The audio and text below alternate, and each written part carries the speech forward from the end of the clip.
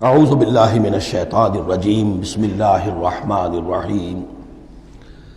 اب لڑی آ گئی دوسری عبادت والی، عبادت میں صوم۔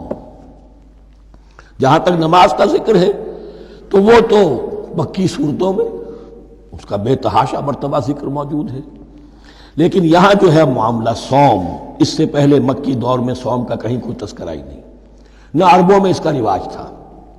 یہ لفظ بھی عربی زبان میں تھا گھوڑوں کے لیے، گھوڑے روزہ رکھتے تھے۔ رکھتے کیا تھے بیچارے؟ انہیں رکھوایا جاتا تھا، کیونکہ عربوں کا جو معاملہ تھا وہ لوٹ مار، غارت گری، اور اس کے لیے انہیں چاہیے تیز رفتار سواری، جاؤ حملہ کرو، لوٹو مارو اور بھاگو۔ اونٹ جو ان کی فضا اور ان کے ماحول کے لیے مناسب تھا وہ زیادہ تیز دوڑ نہیں سکتا، اپنی اس ضرورت کے لیے گھوڑا چاہیے تھا۔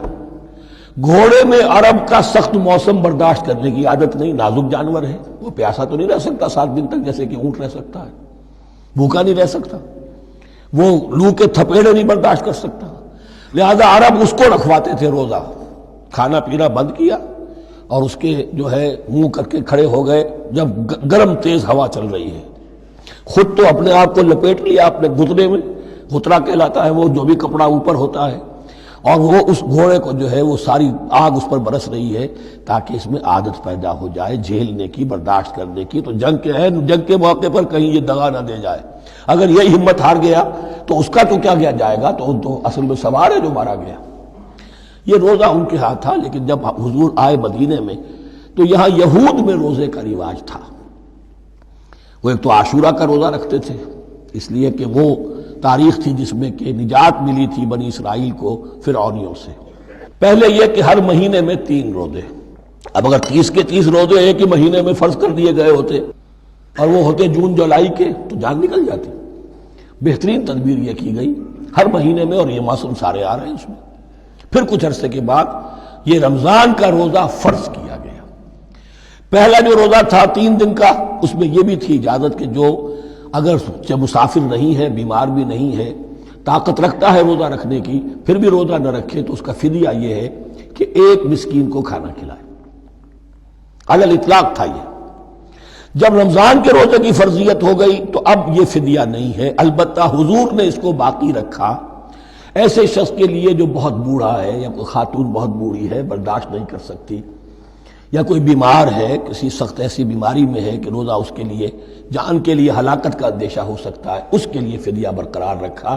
عام طور پر صحت مند شخص جو مسافر بھی نہ ہو اس کے لیے یہ رعایت ختم ہو گئی۔ یہ ہے ان آیات کی تعبیر جس پر میں پہنچا ہوں، اور بہت پہلے پہنچ گیا تھا، لیکن چونکہ اکثر مفسرین نے یہ بات نہیں لکھی ہے تو میں جھجکتا رہا، لیکن بعد میں مجھے معلوم ہوا کہ مولانا انور شاہ کاشمیری رحمۃ اللہ علیہ کی رائے یہی ہے، تو مجھے اعتماد ہو گیا۔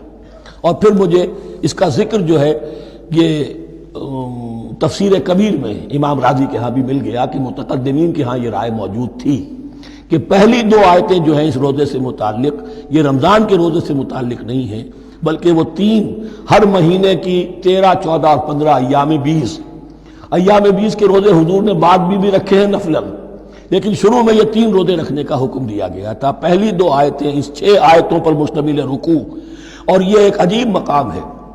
قرآن مجید کے احکام بہت دفعہ ہے، نماز کے احکام قرآن میں بہت دفعہ ہیں، کہیں وضو کا ہے، کہیں تیمم کا ہے، کہیں اور نماز خوف کا ہے، مختلف جگہوں پر، لیکن صوم کی عبادت پر یہ 6 آیات کامل ہیں، مکمل ہیں، اس کی حکمت، اس کی غرض و غایت، اس کے احکام سب کے سب اس میں آ گئے۔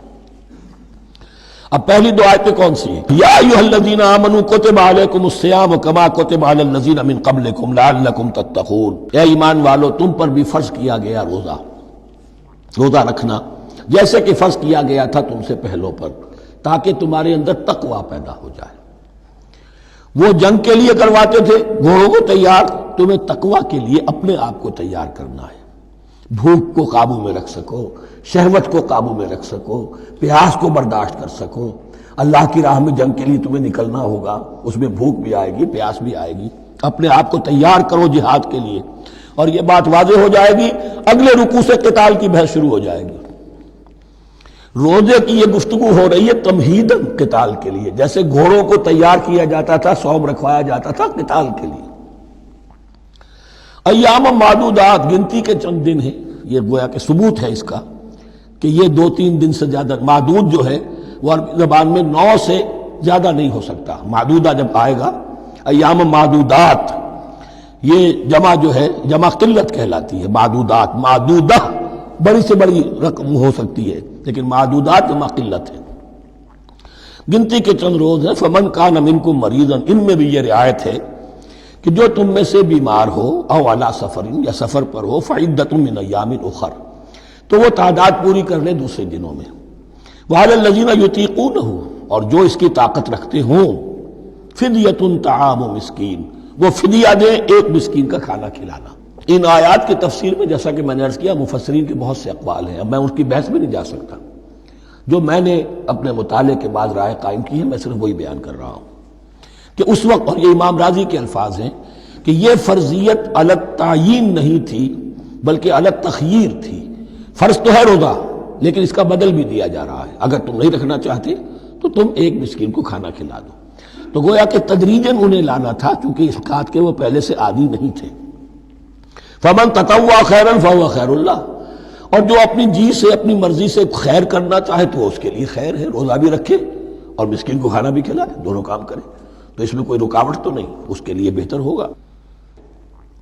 وَأَن تَصُومُوا، اور دیکھو اگر روزہ رکھو، خیر لکم ان کنتم تعلمون، یہ تمہارے لیے بہتر ہے اگر تم جانو. اب یہاں بھی ایک طرح کی رعایت کا انداز